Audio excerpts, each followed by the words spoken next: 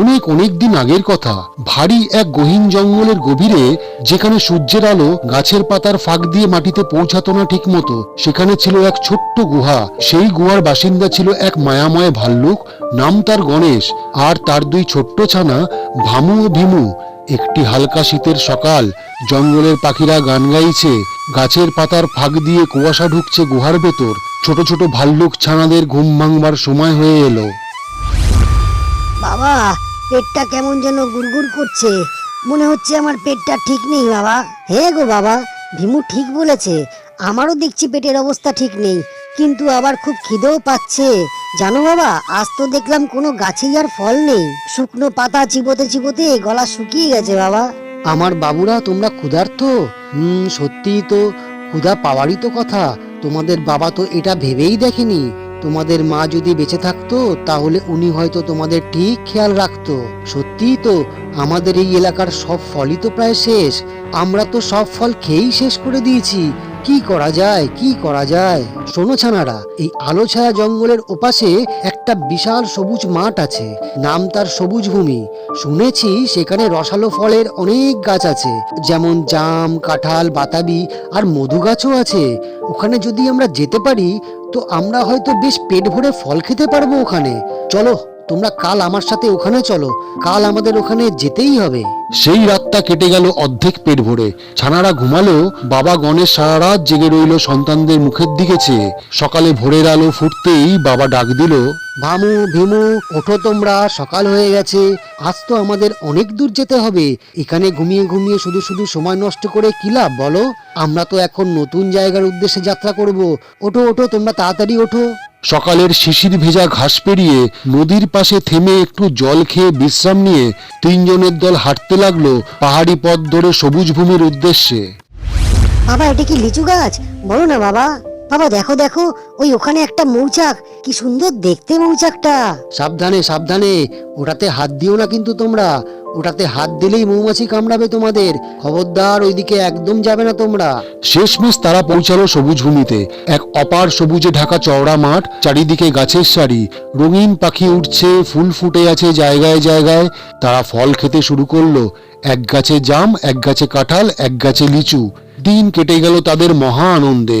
ঠিক সেই সময় ঝোপঝাড়ের ফাঁক গলে দৌড়ে এলো এক ছোট্ট দুষ্টু হাতি। ওই ফলের গাছের নিচে তোরা এইভাবে বসে কি ফল চুরি করে খাচ্ছিস রে ভাই? বল, আজ তোরা কি কি ফল খেলি? আমাকে না দিয়ে তোমরা লুকিয়ে লুকিয়ে সব ফল খেয়ে নিচ্ছ না? খুব বাজে, খুব বাজে, খুব দুষ্টু তোমরা। তুমি কে?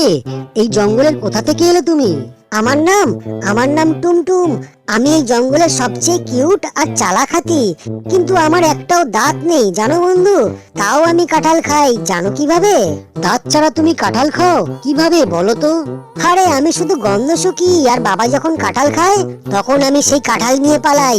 তারপর সেই কাঁঠালটা আমি শিয়ালের কাছে বেচি, আর সেই কাঁঠালের বদলে আমি শিয়ালের কাছ থেকে কলা নেই। তুই তো দেখছি পুরো ব্যবসায়ী রে। কিন্তু তুই এখন একা একা কোথায় যাচ্ছিস? আমি যাচ্ছি কোথায় শুনবে? তাহলে শোনো, আমি যাচ্ছি একটা মিশনে। আমার বন্ধু একটা খুদের শুয়োর আমাকে বলেছে যে বনের মধ্যে নাকি একটা পাকা তরমুজ গাছ বের হয়েছে। আমি এখন ওটাই খুঁজতে যাচ্ছি। তুমি না খুব মজার টুমটুম, জানো তো? আবার আসবে কিন্তু। আমরা কিন্তু তোমার জন্য অপেক্ষা করব। আসবো না মানে? নিশ্চয়ই আসবো। পরের বার নিয়ে আসবো আমার বন্ধু পেঁচাকেও। দেখো, ওর সঙ্গে আলাপ হলে তোমাদের খুব ভালো লাগবে। সে শুধু রাত্রেই আসে। ও এখানে আসলে ওর কাছ থেকে কিছু ভূতের গল্প শুনতে পারবে তোমরা। ভূতের গল্প? আহা, এবার তো আরো মজার হবে। ঠিক আছে ভাই, এবার গেলাম। আমার আবার তরমুজ গাছটা খুঁজতে যেতে হবে। অনেক কাজ ভাই, সাবধানে থেকো তোমরা। আরো বেশি বেশি করে জাম খাও, লিচু খাও, কাঁঠাল খাও তোমরা। টাটা। টুনটুন চলে যাওয়ার কিছুক্ষণ পরে ঘটলো এক কাণ্ড। বাবা বাবা, ওই দেখো, ওই দূরে ঝোপটা কিভাবে নড়ছে, তাই না? সোনারা শোনো, যেখানে সেখানে তোমরা কিন্তু একদম চলে যেও না। তোমরা দুজনে আমার কাছেই থাকো। মনোযোগ দিয়ে নজর রাখো তোমরা এই ঝোপটার দিকে। আমার মনে হচ্ছে কেউ যেন একটা নজর রাখছে আমাদের দিকে। বাবা বাবা, ওই দেখো একটা ইঁদুর। ওই হয়তো ওই ঝোপটাতে ছিল, ওর জন্যই ওই ঝোপটা নড়ছিল। না বাবা, বাঁচা গেল, আর কোনো ভয় নেই আমাদের। না ছানারা না, এই জঙ্গল অনেক অনেক বেশি ভয়ানক। এখানে যখন তখন যা কিছু হয়ে যেতে পারে। খুব সাবধানে তোমরা থাকো, আর সব সময় তোমরা আমার কাছাকাছি থাকো বাচ্চারা। এইদিকে জঙ্গলের অপর প্রান্তে এক ভয়াল বাঘ হাঁটছিল ক্ষুধায় কাতর হয়ে, হন্যে হয়ে খাবারের খোঁজে। 3 দিন ধরে তার কপালে খাবার কিছুই জোটেনি। উফ, পেটের মধ্যে কি জ্বালা কি জ্বালা। এবার তো দেখছি যে আমি মনে হয় খিদের জ্বালায় মরেই যাব। আজ যদি আমি কোনো খাবার না পাই, তাহলে আজ আমি নিজের লেজ নিজেই কামড়ে খাবো। আরে আরে, কি দেখছি আমি? এই তো দূরে মনে হচ্ছে একটা বড় ভাল্লুক, আর তার সাথে দুটো কচি ছানা। কচি কাঁচা শিকার খেতে তো মজাই আলাদা। দাঁড়াও, আজ তোমাদের আমি খাবো। সোনারা, পালালে তোমরা ধরা পড়বে। এই রাক্ষস বাঘের সাথে দৌড়ে তোমরা পারবে না। চুপ করে দাঁড়াও তোমরা আমার কাছে। তোমরা সাহস হারিও না, আমি কথা বলবো এই রাক্ষসটার সাথে। এমনিতে আমি ভাল্লুক খুব একটা খাই না, কিন্তু কি করব বলো ভাল্লুক ভাই, পেটের জ্বালা বলে কথা। তাছাড়া জঙ্গলে তো এমনিতেই খাবারের অভাব দেখা দিয়েছে, তার মধ্যে দেখলাম এত সুন্দর তাজা তাজা কচি কচি ভাল্লুক। আমার মুখে জল চলে এলো ভাই। এতদিন শুকরের মাংস খেতে খেতে বিরক্ত হয়ে গেছি আমি। বাঘ ভাই শোনো শোনো, তোমায় একটা কথা বলি আমি। তুমি হলে আমাদের সত্যিকারের রাজা, আর তুমি যদি সত্যিকারের আমাদের বাঘ রাজা হও, তাহলে তোমার কাছ থেকে আমরা একজন মহান রাজার মতনই ব্যবহার আশা করি। তুই কি বলতে চাইছিস? আমি এই জঙ্গলের রাজা না তো কে রাজা? বল বল, তুই যেটা বলতে চাইছিস। রাজামশাই, আমার ছানাদের একটা শেষ ইচ্ছা আছে আপনার কাছে, রাখবেন? শেষ ইচ্ছা? ওই টুকুটুকু ছানাদেরও শেষ ইচ্ছা বলে কিছু আছে নাকি? ওরা মরার আগে কিছু চাইছে নাকি আমার থেকে? হ্যাঁ রাজামশাই, হ্যাঁ, ওরা বাঘের দুধ খেতে চায়, তবেই নাকি ওরা মনে শান্তি পাবে। দুধ খাবে বলছে, আর এমন কি ব্যাপার? আর তাছাড়া ওরা যদি আমাদের দুধ খায়, তাহলে তো ওরা এমনিতেই স্বাস্থ্যবান হয়ে উঠবে। তাহলে তো ওদেরকে খেতে আমার আরো ভালো লাগবে। ঠিক আছে ঠিক আছে, আমি ওদের কথা রাখবো। আমি ওদের 7 দিন দুধ খাওয়াবো, তারপর ওদেরকে খাবো আমি। না, যাই দেখি আবার শিকার কোথায় পাই। 7 দিন ধরে বাঘ দুধ জোগাড় করে আনে। প্রতিদিন সকালে আসে, দুধ দেয়। ভাল্লুক ছানারা সেই দুধ আনন্দ করে খায়। ভাই, আজ দুধে জাম মিশিয়ে খাই, দারুণ লাগবে খেতে। আমি ভাবছি একটু লিচু মিশিয়ে খাবো, যেন মনে হবে দুধ নয় অমৃত খাচ্ছি। সোনারা, এখন যেটা তোমাদের বলবো মন দিয়ে শোনো তোমরা। বাঘ যেদিন এসে তোমাদের খাওয়ার কথা বলবে, তখন তোমরা বলবে, খিদে পেয়েছে বাবা, দাও না একটা বাঘ, আমরা একটা বাঘ ধরে খাই।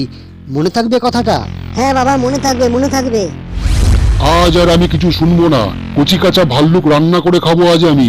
দুধ তো তোমরা অনেক খেয়েছো, এবার খাওয়ার পালা আমার। বাবা গো, খুব খিদে পেয়েছে আমার, চলো না একটা বাঘ ধরে খাই। হ্যাঁ বাবা, ওই তো সামনে একটা মোটা বাঘ দেখছি, চল ভাই ওর ঘাড় মটকাই এখন। দেখে তো মনে হচ্ছে বেশ সুস্বাদু হবে এই বাঘটা, আর মাংসটাও অনেক পাওয়া যাবে। 2 দিন ধরে খেতেও পারবো আমরা এই বাঘটাকে। চল চল, এটার ঘাড় মটকাই। এই এই এই, তোরা ওখানেই দাঁড়া, ওখানেই দাঁড়া। এক পাও এগোবি না বলে দিলাম। এরা কি বলে? আমি ঠিক শুনছি তো? হে ভগবান হে ভগবান, এরা কি আমাকে খেয়ে নেবে নাকি? এই তোদের কি হলো? তোরা এরকম বদলে গেলি কিভাবে? আরে বাঘ ভাই শোনো শোনো, ওরা তো গতকাল 3-3টে বাঘ খেয়েছে। ওদের এত বারণ করলাম তাও ওরা শুনলো না। ওরা তো দেখছি বাঘের দুধ খেতে খেতে বাঘের চেয়েও অনেক অনেক বেশি হিংস্র হয়ে উঠেছে।